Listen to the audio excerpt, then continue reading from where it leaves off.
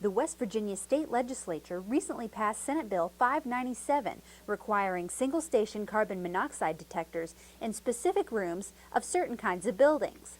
Carbon monoxide is an odorless and colorless gas, so we don't want to confuse this with a smoke detector, which is for the purposes of detecting a fire.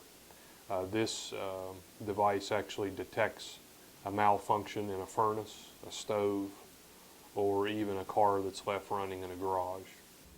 The major change with this law is that carbon monoxide detectors need to be in any sleeping area of any apartment units, boarding and housing units, hotels, motels, and dormitories that are non-owner occupied.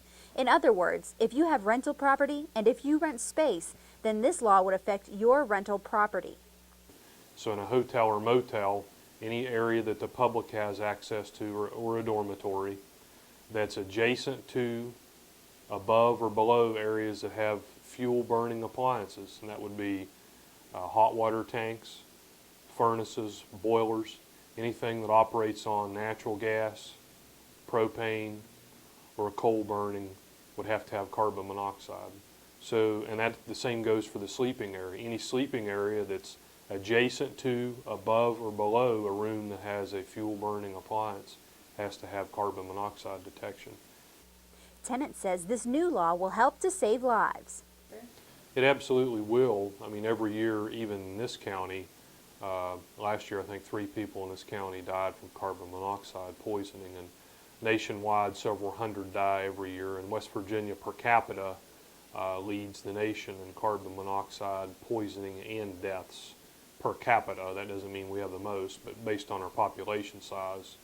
And because in West Virginia we use a lot of fuel burning appliances because we sometimes have rough winters. So the key to this is to make sure that have the detection in place, but also maintain your appliances. Make sure that your furnaces and heaters and hot water tanks are inspected annually to make sure they're working properly. Make sure the ductwork is good and in place, and we're getting the carbon monoxide to the outside through the exhaust pipes. The City of Morgantown's Fire Marshal's Office and Code Enforcement Department will begin to enforce the requirements of West Virginia Code 29-3-16A on January 1st, 2013. Property owners should be aware the state law is in effect as of September 1st, 2012.